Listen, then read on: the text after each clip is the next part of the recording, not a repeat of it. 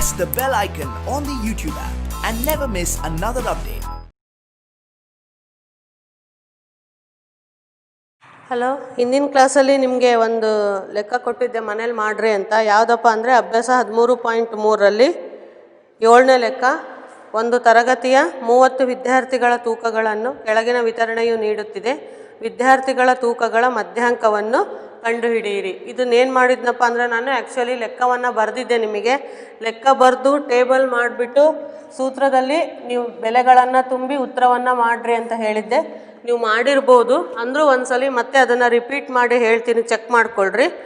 ಅದು ಲೆಕ್ಕ ಇದ್ದಿದ್ದು ತೂಕ ಫಸ್ಟ್ ಕಾಲಮಲ್ಲಿ ತೂಕ ಇತ್ತು 40ರಿಂದ 45, 45ರಿಂದ 50, 50ರಿಂದ 55, 55ರಿಂದ 60, 60ರಿಂದ 65, 65ರಿಂದ 70, 70ರಿಂದ 75. ವಿದ್ಯಾರ್ಥಿಗಳ ಸಂಖ್ಯೆ 2, 3, 8, 6, 6, 3, 2. ಇದಕ್ಕೆ ನಾನು ಸಂಚಿತ ಆವೃತ್ತಿ ಕಾಲಮ್ ಹಾಕ್ಕೊಂಡಿದ್ದೆ. ಸಂಚಿತ ಆವೃತ್ತಿ ಕಾಲಮ್ ಹಾಕ್ಕೊಂಡು ಬೆಲೆಗಳನ್ನು ಬರೆದಿದ್ದೆ. ಸೂತ್ರ ನೋಡ್ರಿ, ನಂಗೆ ಮಧ್ಯಾಂಕ ಕಂಡುಹಿಡಿಯೋಕ್ಕೆ ಕೇಳಿರೋದು. ಈ ಲೆಕ್ಕದಲ್ಲಿ ಮಧ್ಯಾಂಕ ಮಾತ್ರ ಕೇಳಿರೋದು. ದೇರ್ಫೋರ್ ಮಧ್ಯಾಂಕ is equal to L plus N/2 minus CF/F into H. ಈ ಥರ ಇತ್ತು. ಇದರಲ್ಲಿ L ಈಸ್ ಈಕ್ವಲ್ ಟು ಎಷ್ಟು ತೊಗೊಂಡಿದ್ವಿ ನಾವು? 55 ತೊಗೊಂಡಿದ್ವಿ. N/2 ಈಸ್ ಈಕ್ವಲ್ ಟು 30 ವಿದ್ಯಾರ್ಥಿ ಇದ್ದರೆ 30 ಡಿವೈಡೆಡ್ ಬೈ 2 ಅಂದರೆ ಎಷ್ಟಾಗುತ್ತೆ? 15 ಆಗುತ್ತೆ. CF ಈಸ್ ಈಕ್ವಲ್ ಟು ಎಷ್ಟಾಗುತ್ತೆ? 13 ಆಗುತ್ತೆ. F ಈಸ್ ಈಕ್ವಲ್ ಟು ಎಷ್ಟಾಗುತ್ತೆ? 6 ಆಗುತ್ತೆ. H ಈಸ್ ಈಕ್ವಲ್ ಟು ಎಷ್ಟು? 5 ಆಗುತ್ತೆ. H ಈಸ್ ಈಕ್ವಲ್ ಟು 5 ಆಗುತ್ತೆ. ಇದನ್ನು ನಾವು ಬೆಲೆ ತುಂಬಿ ಏನು ಮಾಡಬೇಕು? ಉತ್ತರವನ್ನು ಕಂಡುಹಿಡಿಬೇಕು. L ಅಂದರೆ ಎಷ್ಟು ತೊಗೋಬೇಕು ನಾನು? 55 ಪ್ಲಸ್ N/2 ಅಂದರೆ ಎಷ್ಟು? 15 ಮೈನಸ್ CF ಅಂದರೆ ಎಷ್ಟು? 13 ಡಿವೈಡೆಡ್ ಬೈ F ಅಂದರೆ ಎಷ್ಟು? 6 ಇಂಟು H ಅಂದರೆ ಎಷ್ಟು? 5.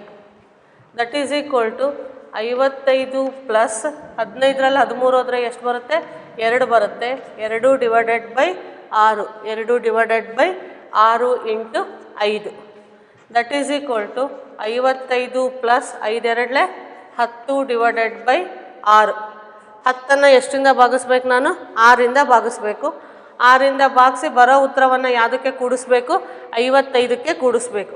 10ನ್ನು 6ರಿಂದ ಭಾಗಿಸಿದ್ರೆ 6 1 6, 4 ಉಳಿತು, ಪಾಯಿಂಟ್ ಕಟ್ಟಿ 0, 6 5 30, 6 6 36, 1.6. 55 ಪ್ಲಸ್ 1.6 ಅಂದರೆ 55 1 ಎಷ್ಟು? 56.6. ಆದ್ದರಿಂದ ಮಧ್ಯಾಂಕದ ಬೆಲೆ ಎಷ್ಟು ಬರುತ್ತೆ? 56.6. ನೀವು ಮನೆಯಲ್ಲಿ ಮಾಡಿದರೆ ಇದನ್ನು ನೋಡಿ ನೀವೇ ಚೆಕ್ ಮಾಡ್ಕೊಳ್ರಿ.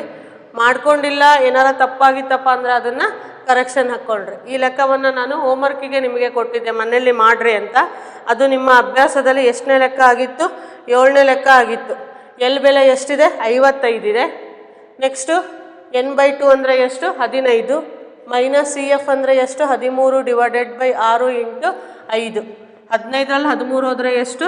2 ಡಿವೈಡೆಡ್ ಬೈ 6 ಇಂಟು 5, 5 2 10. 10ನ್ನು 6ರಿಂದ ಭಾಗಿಸಿದ್ರೆ ಎಷ್ಟು ಬರುತ್ತೆ? 1.6 ಬರುತ್ತೆ.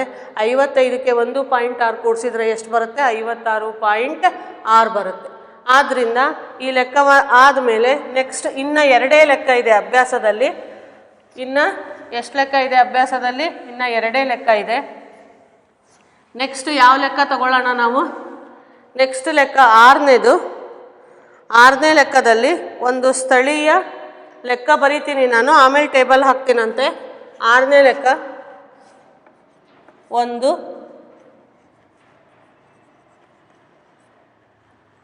ಸ್ಥಳೀಯ ದೂರವಾಣಿ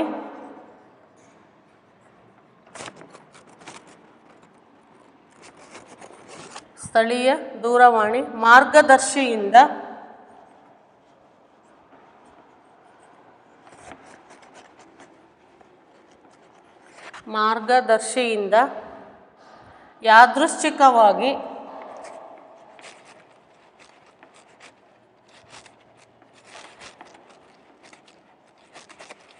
ಯಾದೃಚ್ಛಿಕವಾಗಿ 100 ಉಪನಾಮಗಳನ್ನು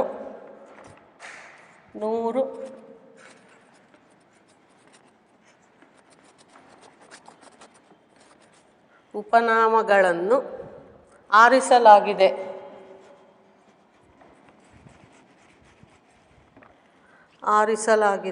ಮತ್ತು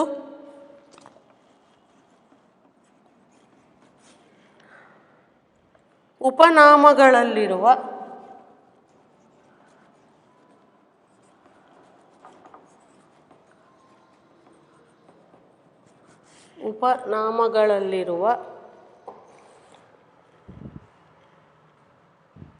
ಅಕ್ಷರಗಳ ಸಂಖ್ಯೆಯ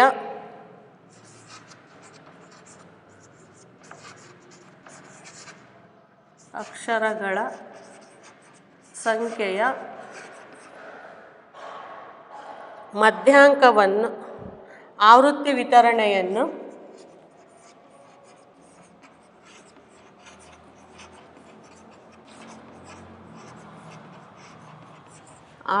ವಿತರಣೆಯನ್ನು ಕೆಳಗಿನಂತೆ ಪಡೆಯಲಾಗಿದೆ.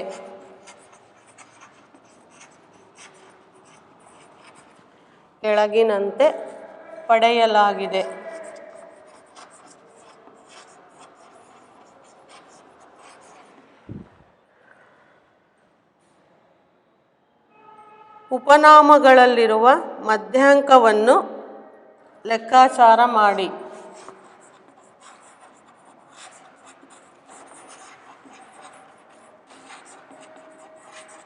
ಉಪನಾಮಗಳಲ್ಲಿರುವ ಮಧ್ಯಾಂಕವನ್ನು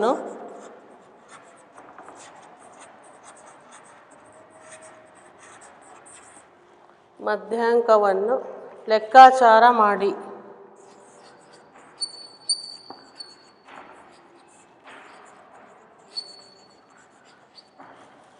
ಒಂದು ಸ್ಥಳೀಯ ದೂರವಾಣಿ ಮಾರ್ಗದರ್ಶಿಯಿಂದ ಯಾದೃಚ್ಛಿಕವಾಗಿ 100 ಉಪನಾಮಗಳನ್ನು ಆರಿಸಲಾಗಿದೆ ಮತ್ತು ಉಪನಾಮಗಳಲ್ಲಿರುವ ಅಕ್ಷರಗಳ ಸಂಖ್ಯೆಯ ಆವೃತ್ತಿ ವಿತರಣೆಯನ್ನು ಕೆಳಗಿನಂತೆ ಪಡೆಯಲಾಗಿದೆ.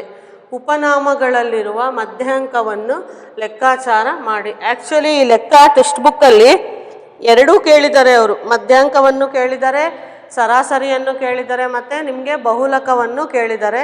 ಬರೀ ನಾನು ಮಧ್ಯಾಂಕಕ್ಕೆ ಮಾತ್ರ ಲೆಕ್ಕ ಮಾಡ್ಕೊಂಡಿದ್ದೀನಿ. ನಿಮಗೆ ಸರಾಸರಿ ಬಹುಲಕ ಈಗಾಗಲೇ ಭಾಳ ಲೆಕ್ಕಗಳು ತೋರಿಸಿರೋದ್ರಿಂದ ಆ ಲೆಕ್ಕಗಳನ್ನು ನೀವು ಟ್ರೈ ಮಾಡಿರಿ. ನಾನೀಗ ಅಭ್ಯಾಸದ ಪ್ರಕಾರ ಇದು ಯಾವುದಕ್ಕೆ ಸಂಬಂಧಪಟ್ಟಿದೆ? ಮಧ್ಯಾಂಕಕ್ಕೆ ಸಂಬಂಧಪಟ್ಟಿರೋದ್ರಿಂದ ಈ ಲೆಕ್ಕವನ್ನು ಮಧ್ಯಾಂಕ ಹೆಂಗೆ ಮಾಡೋದು ಅಂತ ತೋರಿಸ್ತೀನಿ. ಸರಾಸರಿ ಬಹುಲಕ ಏನು ನಿಮಗೆ ಕಷ್ಟ ಆಗಲ್ಲ.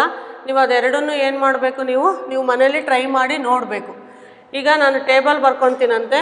ಲೆಕ್ಕ: ಒಂದು ಸ್ಥಳೀಯ ದೂರವಾಣಿ ಮಾರ್ಗದರ್ಶಿಯಿಂದ ಯಾದೃಚ್ಛಿಕವಾಗಿ 100 ಉಪನಾಮಗಳನ್ನು ಆರಿಸಲಾಗಿದೆ ಮತ್ತು ಉಪನಾಮಗಳಲ್ಲಿರುವ ಅಕ್ಷರಗಳ ಸಂಖ್ಯೆಯ ಆವೃತ್ತಿ ವಿತರಣೆಯನ್ನು ಕೆಳಗಿನಂತೆ ಪಡೆಯಲಾಗಿದೆ. ಉಪನಾಮಗಳಲ್ಲಿರುವ ಮಧ್ಯಾಂಕವನ್ನು ಲೆಕ್ಕಾಚಾರ ಮಾಡಿ. ಇದಕ್ಕೆ ನಾನೇನು ಹಾಕ್ಕೋಬೇಕು? ಇವಾಗ ಟೇಬಲ್ ಹಾಕ್ಕೋಬೇಕು. ಟೇಬಲಲ್ಲಿ ಮೊದಲನೇ ಕಾಲಮ್ ಏನು? ವರ್ಗಾಂತರ.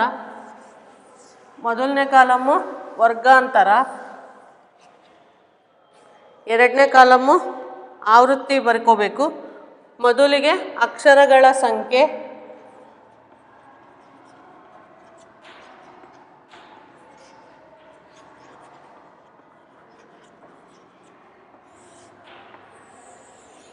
ಅಕ್ಷರಗಳ ಸಂಖ್ಯೆ 1 ರಿಂದ 4, 4 ರಿಂದ 7, 7 ರಿಂದ 10, 10 ರಿಂದ 13, 13 ರಿಂದ 16, 16 ರಿಂದ 19. ಉಪನಾಮಗಳ ಸಂಖ್ಯೆ ನೆಕ್ಸ್ಟ್ ಏನು ಬರ್ಕೋಬೇಕು? ನೆಕ್ಸ್ಟ್ ಕಾಲಮು ಉಪನಾಮಗಳ ಸಂಖ್ಯೆ. ಉಪನಾಮಗಳ ಸಂಖ್ಯೆ ಒಳಗೆ ಎಷ್ಟಿದೆ? 6, 30, 40, 16, 4, 4. ನೋಡ್ರಿ, ಟೆಕ್ಸ್ಟ್ ಬುಕ್ಕಲ್ಲಿ ಇದ್ದಂಗೆ ಲೆಕ್ಕ ಬರೆದಿದ್ದೀನಿ. ಮೊದಲನೇದು ಅಕ್ಷರಗಳ ಸಂಖ್ಯೆ ಅಂದರೆ ವರ್ಗಾಂತರ ಅಂತ ಕರಿತೀವಿ. ಎರಡನೇ ಕಾಲಮ್ ಯಾವುದು? ಉಪನಾಮಗಳ ಸಂಖ್ಯೆ ಅಂದರೆ ಆವೃತ್ತಿ ಅಂತ ಕರಿತೀವಿ. ಇದು 1ರಿಂದ 4, 4ರಿಂದ 7, 7ರಿಂದ 10, 10ರಿಂದ 13, 13ರಿಂದ 16, 16ರಿಂದ 19. ಉಪನಾಮಗಳ ಸಂಖ್ಯೆ 6, 30, 40, 16, 4, 4. ನೆಕ್ಸ್ಟ್ ನಾವೇನು ಕಾಲಮ್ ಮಾಡ್ಕೋಬೇಕು? ಸಂಚಿತ ಆವೃತ್ತಿ. ನೆಕ್ಸ್ಟ್ ಕಾಲಮ್ ಯಾವುದು? ಸಂಚಿತ ಆವೃತ್ತಿ ಅಥವಾ CF ಅಂತ ಕರಿತೀವಿ, ಅಥವಾ ಕ್ಯುಮ್ಯುಲೇಟಿವ್ ಫ್ರೀಕ್ವೆನ್ಸಿ ಅಂತ ಕರಿತೀವಿ. ಸಂಚಿತ ಆವೃತ್ತಿ. ಸಂಚಿತ ಆವೃತ್ತಿ ಕಾಲಮಲ್ಲಿ ಫಸ್ಟಿಗೆ ಎಷ್ಟು ಇಟ್ಕೋಬೇಕು? ನಾನು 6 ಇಟ್ಕೋಬೇಕು. ಫಸ್ಟಿಗೆ ಎಷ್ಟು ಇಟ್ಕೋಬೇಕು? 6 ಇಟ್ಕೋಬೇಕು. 6ಕ್ಕೆ 30 ಕೂಡಿಸಿದ್ರೆ ಎಷ್ಟಾಗುತ್ತೆ? 30 + 6 36. 36ಕ್ಕೆ 40 ಕೂಡಿಸಿದ್ರೆ 76. 76ಕ್ಕೆ 16 ಕೂಡಿಸಿದ್ರೆ 6 6 12 2 10 1 7 1 8 1 9. 92 4 96. 96 4 100. ನಿಮಗೆ ಲೆಕ್ಕದ ಹೆಡ್ಡಿಂಗಲ್ಲಿ ಇರುತ್ತೆ 100 ಉಪನಾಮಗಳು ಅಂತ. ಅಂದರೆ ಟೋಟಲ್ ನಂಬರ್ ಎಷ್ಟು ಬರಬೇಕು? ನನಗೆ n ಬೆಲೆ 100 ಬರಬೇಕು. ಆವಾಗ ನೀವು ಕೂಡಿರ್ತಕ್ಕಂಥದ್ದು ಏನಾಗಿರುತ್ತೆ? ಕರೆಕ್ಟ್ ಆಗಿರುತ್ತೆ. ಇಲ್ಲ ಅಂದರೆ ನೀವು ಮತ್ತೆ ವಾಪಸ್ ಚೆಕ್ ಮಾಡ್ಕೋಬೇಕು ಕೂಡಿರೋದು ಕರೆಕ್ಟ್ ಇದೆನಾ ಅಂತ. ಇಲ್ಲಿ ಒಂದು ಲೆಕ್ಕದಲ್ಲಿ ಒಂದು ಸ್ಟೆಪ್ಪಲ್ಲಿ ಕೂಡಿರೋದು ತಪ್ಪಾದರೂ ಸಹ ನೀವು ತಗೊಳ್ತಕ್ಕಂಥ ಬೆಲೆ ಕಂಪ್ಲೀಟಾಗಿ ಏನಾಗುತ್ತೆ? ಚೇಂಜ್ ಆಗಿ ಹೋಗುತ್ತೆ. ಆದ್ದರಿಂದ ಕೂಡಿದಾದ್ಮೇಲೆ ನಿಮ್ಮ n ಬೆಲೆ ಲೆಕ್ಕದ ಹೆಡ್ಡಿಂಗಲ್ಲಿ ಇರುತ್ತೆ, ಕ್ವಶನ್ನಲ್ಲಿ ಇರುತ್ತೆ. ಅದಕ್ಕೆ ಅದು ಏನಾಗಬೇಕು? ನಿಮಗೆ ಟ್ಯಾಲಿ ಆಗಬೇಕು. 6 6 + 30 36, 36 + 40 76, 76 + 16 92, 92 + 4 96, 96 + 4 ಎಷ್ಟು? 100. 100 ಬಂದ ಮೇಲೆ n/2 = 100/2 ಅಂದರೆ ಎಷ್ಟಾಗುತ್ತೆ? 50 ಆಗುತ್ತೆ. n/2 ಬೆಲೆ ಎಷ್ಟಾಗುತ್ತೆ? 50 ಆಗುತ್ತೆ. ನಿಮಗೆ ನೆನಪಿರಬೇಕು, n/2 ಮಾಡ್ಕೊಂಡ್ಮೇಲೆ ಈ n/2 ಅನ್ನು ಸಂಚಿತ ಆವೃತ್ತಿ ಕಾಲಮಲ್ಲಿ ಎಲ್ಲಿ ಇರುತ್ತೆ ಅಂತ, ಯಾವ ಜಾಗದಲ್ಲಿ ಬರುತ್ತೆ ಅಂತ ನೀವು ಚೆಕ್ ಮಾಡ್ಕೋಬೇಕು. 6ರಲ್ಲಿ 50 ಬರೋಕ್ಕೆ ಸಾಧ್ಯ ಇಲ್ಲ, 36ರಲ್ಲಿ 50 ಬರೋಕ್ಕೆ ಸಾಧ್ಯ ಇಲ್ಲ. ಆದ್ದರಿಂದ 50 ಬರ್ತಕ್ಕಂಥದ್ದು ಯಾವುದಪ್ಪ ಅಂದರೆ 76ರೊಳಗೆ ಏನು ಬರುತ್ತೆ? ನನಗೆ 50 ಅಂತಕ್ಕಂಥ ಬೆಲೆ ಬರುತ್ತೆ. ಆದ್ದರಿಂದ ಇದಕ್ಕೆ ನೀವೇನು ಹಾಕ್ಕೋಬೇಕು? ರೈಟ್ ಮಾರ್ಕ್ ಹಾಕ್ಕೋಬೇಕು. ನೀವು ಹಾಗೆ ನೆನಪಿಟ್ಕೊತೀನಿ ಅಂದರೆ ಮರ್ತು ಬಿಡ್ತೀರಾ. ಇದ್ರ ಮೇಲೇ ಪ್ರತಿಯೊಂದು ಬೆಲೆನೂ ಡಿಪೆಂಡ್ ಆಗಿರೋದ್ರಿಂದ ಇದನ್ನು ಏನು ಮಾಡಬೇಕು? ನೀವು ರೈಟ್ ಮಾರ್ಕ್ ಹಾಕಿ ಇಟ್ಕೊಳ್ರಿ. ಅಥವಾ ನಿಮ್ಮ ನೋಟ್ಸಲ್ಲಾದರೆ ರೆಡ್ಡಿಂಗ್ಕಿಂದ ಏನು ಮಾಡಬೇಕು? ಇದಕ್ಕೆ ಒಂದು ಬಾಕ್ಸ್ ಹಾಕ್ಕೋಬೇಕು. ರೆಡ್ಡಿಂಗ್ಕಿಂದ ಏನು ಹಾಕ್ಕೋಬೇಕು? ಇದಕ್ಕೆ ಒಂದು ಬಾಕ್ಸ್ ಹಾಕ್ಕೊಂಡ್ರೆ ಯಾವುದು ಅಂತ ನನಗೆ ಗೊತ್ತಾಗುತ್ತೆ. ಇದು ಬಂದ ಮೇಲೆ ಇದ್ರ ಪ್ರಕಾರ ಏನನ್ನು ಬರಿತಾ ಹೋಗ್ತೀನಿ? ನಾನು ಬೆಲೆಗಳನ್ನು ಬರಿತಾ ಹೋಗ್ತೀನಿ. ಅಂದರೆ ಮಧ್ಯಾಂಕದ ಸೂತ್ರ ಏನು? L + n/2 - CF/F ಇಂಟು ಏನು ಬರಬೇಕು? H ಬರಬೇಕು. ಇಂಟು ಏನು ಬರಬೇಕು? H ಬರಬೇಕು. ಇದಕ್ಕೆ ಸಂಬಂಧಪಟ್ಟಿರ್ತಕ್ಕಂಥ ಲೋವರ್ ಲಿಮಿಟ್ ಎಷ್ಟಿದೆ? L ಬೆಲೆ 7 ಇದೆ. L ಬೆಲೆ ಎಷ್ಟು? 7 ಪ್ಲಸ್ n/2 ಅಂದರೆ ಎಷ್ಟು ಬಂದಿದೆ? ನನಗೆ 50 ಬಂದಿದೆ. ಮೈನಸ್ CF ಅಂದರೆ ನೀವು ಏನು ಚಾಯ್ಸ್ ಮಾಡ್ಕೊಂಡಿರ್ತೀರಲ್ಲ ಅದರ ಮೇಲ್ಗಡೆಯ ಬೆಲೆ ಎಷ್ಟಿದೆ? 36 ಡಿವೈಡೆಡ್ ಬೈ F ಅಂದರೆ ಇದಕ್ಕೆ ಸಂಬಂಧಪಟ್ಟಿದ್ದೆಷ್ಟು? 40 ಇಂಟು H ಅಂದರೆ ಕೆಳಮಿತಿ ಮೈನಸ್ ಮೇಲ್ಮಿತಿ ಅಥವಾ ಮೇಲ್ಮಿತಿ ಮೈನಸ್ ಕೆಳಮಿತಿ. 4ರಲ್ಲಿ 1 ಹೋದರೆ ಎಷ್ಟು? 3. ಆದ್ದರಿಂದ H ಬೆಲೆ ಎಷ್ಟು ಬರುತ್ತೆ? 3 ಬರುತ್ತೆ. ನೀವು ಅಲ್ಲಿ ಹತ್ರ ಬರ್ಕೊಂಡ್ರೆ L = ಎಷ್ಟು ತೊಗೊಂಡಿದ್ದೀರಾ? 7. n/2 ಬರ್ದಿದ್ದೀವಿ 50 ಅಂತ. CF ಬೆಲೆ ಎಷ್ಟು? 36. F ಬೆಲೆ ಎಷ್ಟು? F ಬೆಲೆ 40. H ಬೆಲೆ ಎಷ್ಟು? 3. ಇದನ್ನು ನೀವು ಸೂತ್ರದಲ್ಲಿ ಸಬ್ಸ್ಟಿಟ್ಯೂಷನ್ ಮಾಡಿದರೆ ನಿಮಗೇನು ಬರುತ್ತೆ? ಮಧ್ಯಾಂಕದ ಬೆಲೆ ಬರುತ್ತೆ. L ಅಂದರೆ ಎಷ್ಟು? 7 ಪ್ಲಸ್ 50ರಲ್ಲಿ 36 ಹೋದರೆ 10 ಹೋದರೆ 4. ಇಲ್ಲಿ ಎಷ್ಟು ಉಳಿತು? 4 ಉಳಿತು. 4ರಲ್ಲಿ 3 ಹೋದರೆ ಎಷ್ಟು? 1. 14 ಡಿವೈಡೆಡ್ ಬೈ 40 ಇಂಟು ಎಷ್ಟು? 3. ದಟ್ ಈಸ್ ಈಕ್ವಲ್ ಟು, ನೀವು ಇಲ್ಲಿ ಕ್ಯಾನ್ಸಲ್ ಮಾಡೋದಿದ್ರೆ ಮಾಡ್ಬೋದು ಅಥವಾ ಡೈರೆಕ್ಟಾಗಿ ಗುಣಿಸ್ಕೋಬೋದು. ಕ್ಯಾನ್ಸಲ್ ಮಾಡಿಕೊಂಡ್ರೆ 2 7 14, 2 20, ಅವಾಗ 7 3 ಎಷ್ಟು? 21. 7 3 ಎಷ್ಟು? 21 divided by 20. 7 plus 21/20 that is equal to 21ನ್ನು ಎಷ್ಟಿಂದ ಭಾಗಿಸ್ಬೇಕು? 21 20. 1 ಉಳಿತು. ಪಾಯಿಂಟ್ ಕಟ್ಟಿ 0 ಹೋಗಲ್ಲ. 0 ಕಟ್ಟಿ 0. Next 25 1.05 that is equal to 7 plus 1.05 that is equal to ಎಷ್ಟು ಬರುತ್ತೆ? 8.05. 8.05 ಇದು ನಿಮ್ಮ ಮಧ್ಯಾಂಕದ ಬೆಲೆ. ಮಧ್ಯಾಂಕ ಎಷ್ಟು ಬರುತ್ತೆ? 8.05. ಟೆಕ್ಸ್ಟ್ ಬುಕ್ಕಲ್ಲಿ ಇದು ಎಷ್ಟನೇ ಲೆಕ್ಕ ಬಂದಿದೆ? 6ನೇ ಲೆಕ್ಕ ಬಂದಿದೆ. ಬಟ್ ಬುಕ್ ಒಳಗೆ ಅವನು ಮಧ್ಯಾಂಕ, ಸರಾಸರಿ, ಬಹುಲಕ ಮೂರನ್ನು ಕೇಳಿದ್ದಾನೆ. ನಾನು ಇಲ್ಲಿ ನಿಮಗೆ ಯಾವುದನ್ನು ತೋರಿಸಿದ್ದೀನಿ? ಮಧ್ಯಾಂಕವನ್ನು ಮಾತ್ರ ತೋರಿಸಿದ್ದೀನಿ. ಸರಾಸರಿ ಮತ್ತು ಬಹುಲಕ ನೀವು ಮಾಡಿಕೊಳ್ಳ್ರಿ, ಮಾಡೋಕ್ಕೆ ಬರುತ್ತೆ ನಿಮಗೆ. ಸುಮಾರು 15-20 ಲೆಕ್ಕ ಆಗಿದೆ ಅಂದರೆ ನಿಮಗೆ ಸರಾಸರಿ ಮತ್ತು ಬಹುಲಕ ಕಂಡುಹಿಡಿಯೋಕ್ಕೆ ಬರುತ್ತೆ. ಈಗ ಮಧ್ಯಾಂಕ ಕಂಡುಹಿಡಿದಾಗ ನಾನು ಫಸ್ಟು ಏನು ಮಾಡಿರ್ತೀನಿ? CF ಕಾಲಮನ್ನು ಮಾಡ್ಕೊಂಡಿರ್ತೀನಿ. CF ಕಾಲಮ್ ಆದಮೇಲೆ n/2 ಮಾಡ್ಕೊತೀನಿ. n/2 50 ಇದೆ. ಅದನ್ನು ಸಂಚಿತ ಆವೃತ್ತಿ ಒಳಗೆ ಎಲ್ಲಿ ಬರುತ್ತೆ ಅಂತ ನೀವೇನು ಮಾಡಬೇಕು? ಮಾರ್ಕ್ ಮಾಡಿಕೊಂಡ್ರೆ ಅದಕ್ಕೆ ಸಂಬಂಧಪಟ್ಟಿದ್ದು ಕೆಳಮಿತಿ, ಲೋವರ್ ಲಿಮಿಟ್ ಎಷ್ಟು ಬರುತ್ತೆ? 7 ಬರುತ್ತೆ. ಅದಕ್ಕೆ ಸಂಬಂಧಪಟ್ಟಿರ್ತಕ್ಕಂಥ CF ಬೆಲೆ, ಸಂಚಿತ ಆವೃತ್ತಿ ಬೆಲೆ ಎಷ್ಟು ಬರುತ್ತೆ? 36 ಬರುತ್ತೆ. F ಬೆಲೆ ಎಷ್ಟು ಬರುತ್ತೆ? 40 ಬರುತ್ತೆ. H ಅಂದರೆ ನಿಮಗೆ ಹೇಳಿದೆ ನಾನು, ಮೇಲ್ಮಿತಿ ಮೈನಸ್ ಕೆಳಮಿತಿ. ಯಾವ ಲೆಕ್ಕದಲ್ಲಿ ಆದ್ರೂ H ಬೆಲೆ ಏನು ಮಾಡಬೇಕು? ಮೇಲ್ಮಿತಿ ಮೈನಸ್ ಕೆಳಮಿತಿ. 4ರಲ್ಲಿ 1 ಹೋದರೆ ಎಷ್ಟು ಬರುತ್ತೆ? 3 ಬರುತ್ತೆ. ಆದ್ದರಿಂದ 50ರಲ್ಲಿ 36 ಹೋದರೆ ಎಷ್ಟು? 14. ನೀವು 2ರಿಂದ ಕ್ಯಾನ್ಸಲ್ ಮಾಡ್ಕೊಳ್ರಿ, ನಿಮಗೆ ಬಾಕ್ಸೋಕ್ಕೆ ತುಂಬ ಈಸಿ ಆಗುತ್ತೆ. 2 7 14, 2 20 40 ಇಂಟು 3. ಅವಾಗ ಏನಾಗುತ್ತೆ? 7 ಪ್ಲಸ್ ಬ್ರಾಕೆಟ್ ಅಂದರೆ ಗುಣಿಸ್ಬೇಕು. 7 3 ಇದು ಕ್ಯಾನ್ಸಲ್ ಮಾಡಿರೋದು 7. 7 3 21/20.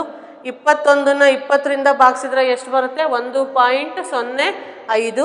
ಅದನ್ನು 7ಕ್ಕೆ ಕೂಡಿಸಿದ್ರೆ ಎಷ್ಟು ಬರುತ್ತೆ? ಮಧ್ಯಾಂಕದ ಬೆಲೆ 8.05. ಇದು ನಿಮ್ಮ ಮಧ್ಯಾಂಕದ ಉತ್ತರ. ಟೆಕ್ಸ್ಟ್ ಬುಕ್ಕಲ್ಲಿ ಇನ್ನೊಂದು ಲೆಕ್ಕ ಇದೆ.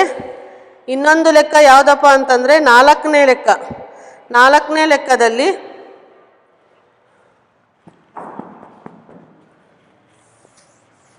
ಮಧ್ಯಾಂಕವನ್ನು ಮಾತ್ರ ಕಂಡುಹಿಡಿಯೋಕ್ಕೆ ಕೇಳಿದ್ದಾರೆ. ಅದರಲ್ಲಿ ಸರಾಸರಿ ಮತ್ತು ಬಹುಲಕವನ್ನು ಕೇಳಿಲ್ಲ.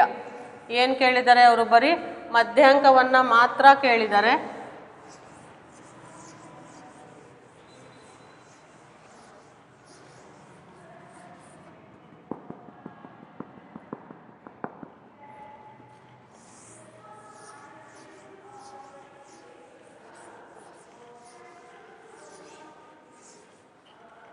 ನೆಕ್ಸ್ಟು 4ನೇ ಲೆಕ್ಕ. ಒಂದು ಗಿಡದ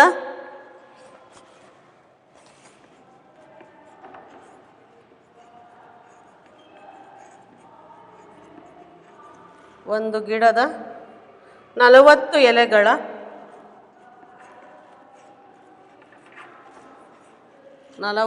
ಎಲೆಗಳ ಉದ್ದಗಳನ್ನು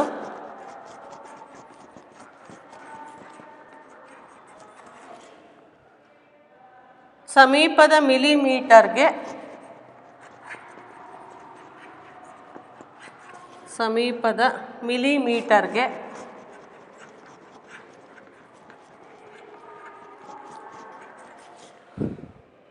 ಸರಿಯಾಗುವಂತೆ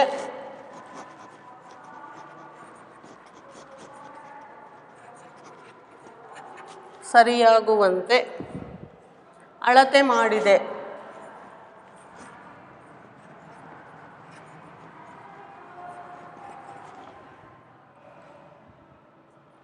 ಮತ್ತು ಪಡೆದ ದತ್ತಾಂಶಗಳನ್ನು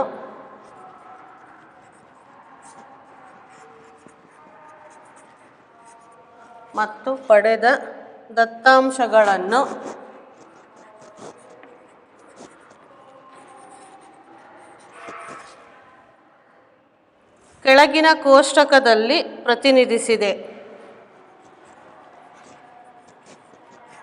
ಕೆಳಗಿನ ಕೋಷ್ಟಕದಲ್ಲಿ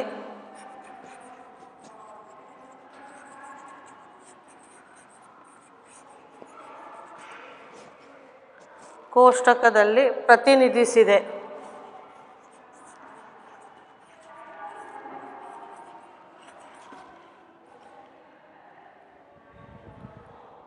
ಎಲೆಗಳ ಉದ್ದಗಳ ಮಧ್ಯಾಂಕವನ್ನು ಕಂಡುಹಿಡಿಯಿರಿ.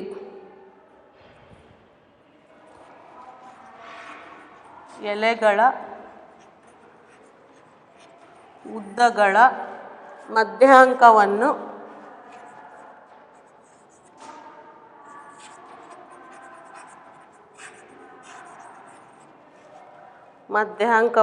ಕಂಡುಹಿಡಿಯಿರಿ.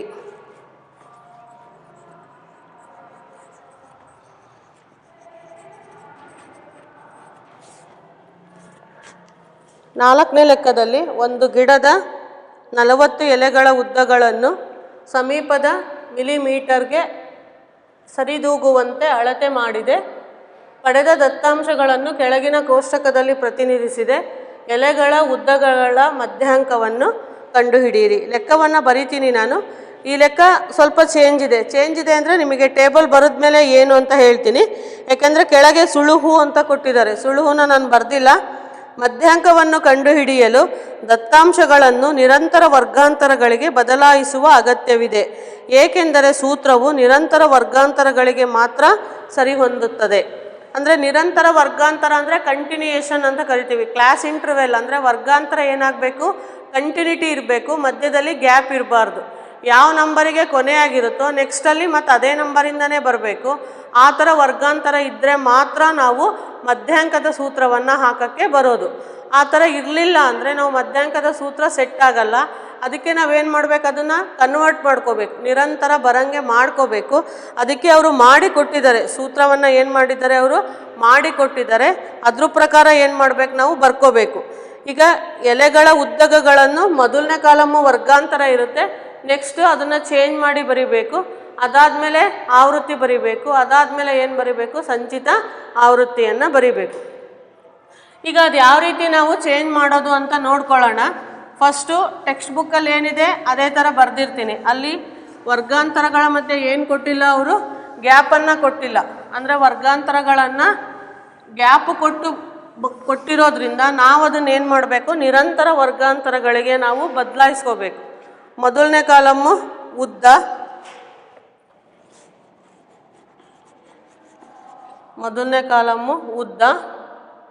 ಎರಡನೇ ಕಾಲಮ್ಮು ಎಲೆಗಳ ಸಂಖ್ಯೆ ಅಂತ ಇದೆ. ಮೊದಲನೇ ಕಾಲಮ್ ಬರಿತೀನಿ ನಾನು. 118ರಿಂದ 126 ಉದ್ದ ಮಿಲಿಮೀಟರ್ಗಳಲ್ಲಿ. ಮೊದಲನೇ ಕಾಲಮ್ ಏನಿದೆ ಉದ್ದ, ಎರಡನೇ ಕಾಲಮ್ಮು ಎಲೆಗಳ ಸಂಖ್ಯೆ ಇದೆ. 127ರಿಂದ 135, 136ರಿಂದ 144, 145ರಿಂದ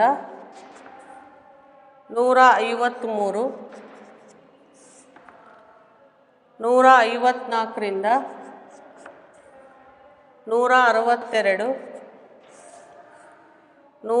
154ರಿಂದ 162, 163ರಿಂದ 171, 172ರಿಂದ 180. ನೀವು ನೋಡ್ರಿ, ಇವಾಗ ನಾನೇನು ಹೇಳಿದ್ದು, ವರ್ಗಾಂತರಗಳು ಏನಾಗಿರಬೇಕು, ನಿರಂತರವಾಗಿ ಇರಬೇಕು. ವರ್ಗಾಂತರಗಳು ಏನಾಗಿರಬೇಕು, ನಿರಂತರವಾಗಿರಬೇಕು. ಇಲ್ಲೇನಿರಬಾರ್ದು, ಈ ಥರ ಗ್ಯಾಪ್ ಇರಬಾರ್ದು. 126 ಆದಮೇಲೆ ಇಲ್ಲಿ 126 ಬರಬೇಕು. 127 ಬಂದಿದೆ, ಹೌದಾ?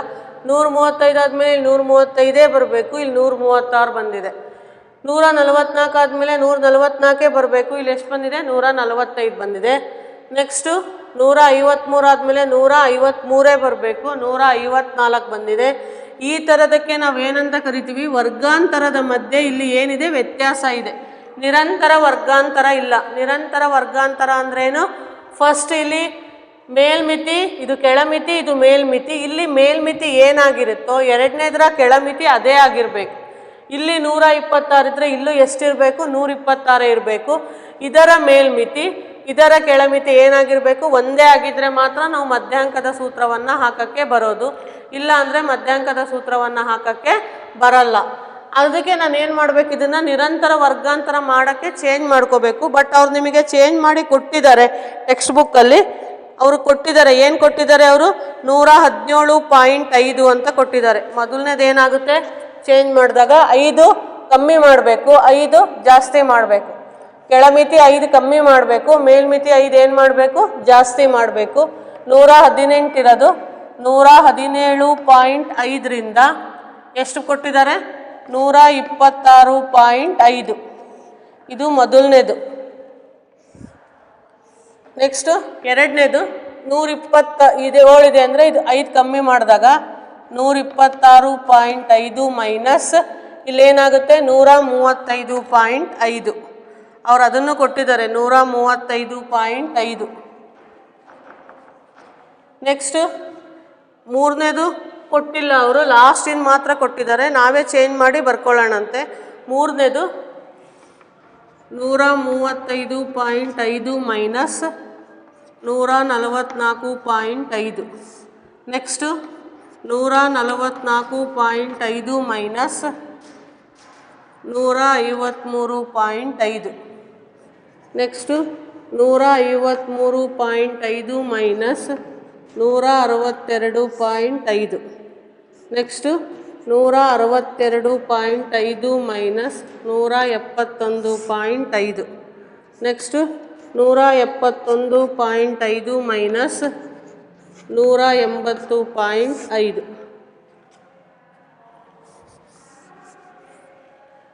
ಈಗ ನಾನು ಏನು ಮಾಡಿದ್ದೀನಿ ಇಲ್ಲಿ, ಇದನ್ನು ನಿರಂತರವಾಗಿ ಬದಲಾಯಿಸ್ಕೊಂಡಿದ್ದೀನಿ. ನಿರಂತರ ವರ್ಗಾಂತರ ಬದಲಾಯಿಸ್ಕೊಳ್ಳೋದು ಹೆಂಗೆ ಅಂತ ಹೇಳಿದ್ದೀನಿ. ಕೆಳಮಿತಿಗೆ 0.5 ಕಡಿಮೆ ಮಾಡಬೇಕು, ಮೇಲ್ಮಿತಿಗೆ 0.5 ಜಾಸ್ತಿ ಮಾಡಬೇಕು. ಏಕೆಂದರೆ ನಾನು ಮಧ್ಯಾಂಕದ ಸೂತ್ರವನ್ನು ಅಪ್ಲೈ ಮಾಡ್ಕೋಬೇಕಪ್ಪ ಅಂತಂದರೆ ವರ್ಗಾಂತರಗಳು ಏನಾಗಿರಬೇಕು? ನಿರಂತರವಾಗಿ ಇರಬೇಕು. ನಿರಂತರ ಅಂದರೆ ಇಲ್ಲಿ ಏನೂ ಮಧ್ಯದಲ್ಲಿ ಗ್ಯಾಪ್ ಬರಬಾರ್ದು, ಕಂಟಿನ್ಯೂಟಿ ಇರಬೇಕು. 126, 126, 135, 135, 144, 144 ಈ ಥರ ಮಾಡಬೇಕಾದ್ರೆ ಕೆಳಮಿತಿಯನ್ನು 0.5 ಕಮ್ಮಿ ಮಾಡ್ಕೋಬೇಕು. ಇದು ಕೆಳಮಿತಿ, ಇದು ಮೇಲ್ಮಿತಿ. ಕೆಳಮಿತಿಯನ್ನು 0.5 ಕಮ್ಮಿ ಮಾಡ್ಕೋಬೇಕು, ಮೇಲ್ಮಿತಿಯನ್ನು 0.5 ಜಾಸ್ತಿ ಮಾಡ್ಕೋಬೇಕು. ಆ ಥರ ಮಾಡಿದಾಗ 118ರಲ್ಲಿ 0.5 ಕಡಿಮೆ ಮಾಡಿದರೆ 117.5, 126ಕ್ಕೆ 0.5 ಜಾಸ್ತಿ ಮಾಡಿದರೆ 126.5. ನೆಕ್ಸ್ಟು 126.5, 135.5, 135.5, 144.5. Next 144.5, 153.5, 153.5, 162.5, 162.5 minus 171.5. ಮೈನಸ್ ಅನ್ನಬಾರ್ದು, ಎರಡರ ಮಧ್ಯೆ ಇರ್ತಕ್ಕಂತಹ ಡಿಫರೆನ್ಸ್ ಅಂದರೆ ಇದಕ್ಕೆ ಇರ್ತಕ್ಕಂತಹ ಮಧ್ಯದಲ್ಲಿ ಇರ್ತಕ್ಕಂತಹ ದೂರ ಇದು ಅಷ್ಟೇ. 171.5 ಮೈನಸ್ 180.5. ಇದಾದಮೇಲೆ ಎಲೆಗಳ ಸಂಖ್ಯೆ ಬರ್ಕೋಬೇಕು. ನೆಕ್ಸ್ಟ್ ಕಾಲಮ್ ಯಾವುದು? ಎಲೆಗಳ ಸಂಖ್ಯೆ. ಎಲೆಗಳ ಸಂಖ್ಯೆಯನ್ನು ಬರ್ಕೊಂಡಾಗ ಎಲೆಗಳ ಸಂಖ್ಯೆ ಒಳಗೆ ಮೊದಲನೇದು ಎಷ್ಟಿದೆ? 3, 5, 9, 12, 5, 4, 2. 5, 4, 2. ಮೂರನೇ ಕಾಲಮ್ ಏನಾಗುತ್ತೆ? ಸಂಚಿತ ಆವೃತ್ತಿ. ಮೂರನೇ ಕಾಲಮ್ಮು. ನೆಕ್ಸ್ಟ್ ಕಾಲಮ್ ಯಾವುದು? ಸಂಚಿತ ಆವೃತ್ತಿ ಅಥವಾ CF ಅಂತ ಕರಿತೀವಿ. ಸಂಚಿತ ಆವೃತ್ತಿ. ಇದನ್ನು ಯಾವ ಥರ ಕಂಡುಹಿಡಿತೀರಾ ನೀವು? ಕೂಡಿಸ್ಕೊಳ್ತಾ ಹೋಗಬೇಕು. ಇಲ್ಲಿ 40 ಎಲೆ ಅಂತ ಕೊಟ್ಟಾಗ ಕೊನೆ ಉತ್ತರ ಎಷ್ಟಾಗಿರ್ಬೇಕು? ನಿಮಗೆ 40 ಬರಬೇಕು. ಕೊನೆ ನಂಬರ್ ಎಷ್ಟು ಬರಬೇಕು? 40 ಬರಬೇಕು. 3, 5, 3, 8, 8, 9, 17, 17, 12, 29, 29, 5, 34, 34, 4, 38, 38, 2, 40. 40 ಬಂದಿದೆ ಅಂದರೆ ನೀವು ಕೂಡಿರೋದು ಏನಾಗಿರುತ್ತೆ? ಅಲ್ಲಿ ಸರಿಯಾಗಿರುತ್ತೆ ಅಂತ ಅರ್ಥ. ನೀವು ಕೂಡಿರ್ತಕ್ಕಂಥ ಬೆಲೆ ಏನಾಗಿರುತ್ತೆ? ಸರಿಯಾಗಿರುತ್ತೆ. ಆದ್ದರಿಂದ ಇದು ಯಾವ ಕಾಲಮ್? ಇದು ಸಂಚಿತ ಆವೃತ್ತಿ ಕಾಲಮ್. ಸಂಚಿತ ಆವೃತ್ತಿ ಕಾಲಮ್ ಮಾಡಬೇಕಾದ್ರೆ ಕೂಡಿಸ್ಕೊಂಡು ಹೋಗಬೇಕು. ಕೂಡಿರ್ತಕ್ಕಂಥ ಉತ್ತರ ಅದು ಟೋಟಲ್ ನಂಬರ್ ಎನ್ನಿಗೆ ಏನಾಗಿರಬೇಕು? ಈಕ್ವಲ್ ಆಗಿರಬೇಕು. 3 5 3 8 8 9 17 17 12 29 29 5 34 34 4 38 38 2 40. Therefore n is equal to ಎಷ್ಟು ಬರುತ್ತೆ? 40 ಬರುತ್ತೆ. n ಇಸ್ ಈಕ್ವಲ್ ಟು 40 ಬಂದಮೇಲೆ ನಿಮ್ಮ ಡ್ಯೂಟಿ ಏನು? n/2 ಮಾಡ್ಕೋಬೇಕು. n/2 ಅಂದರೆ 40/2 ಅಂದರೆ ಎಷ್ಟುತ್ತೆ? 20 ಬರುತ್ತೆ. 20 ಎಲ್ಲಿ ಮಾಡ್ಕೋಬೇಕು ನೀವು? 20 ಹುಡುಕ್ಬೇಕಾದ್ರೆ ಎಲ್ಲಿರುತ್ತೆ? 3ರಲ್ಲಿ ಇರಲ್ಲ, 8ರಲ್ಲಿ ಇರಲ್ಲ, 17ರಲ್ಲಿ ಇರಲ್ಲ. 20 ಎಲ್ಲಿ ಬರುತ್ತೆ? ನನಗೆ 29 ಲೈನಲ್ಲಿ ಬರುತ್ತೆ.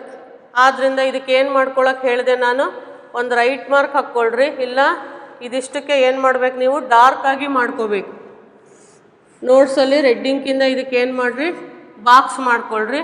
ಬಾಕ್ಸ್ ಮಾಡ್ಕೊಂಡ್ಮೇಲೆ ಇದಕ್ಕೆ ಸಂಬಂಧಪಟ್ಟಿದ್ದು ಏನು ಬರ್ಕೊಳ್ತಾ ಹೋಗಬೇಕು? ಬೆಲೆಗಳನ್ನು ಬರಿತಾ ಹೋಗಬೇಕು.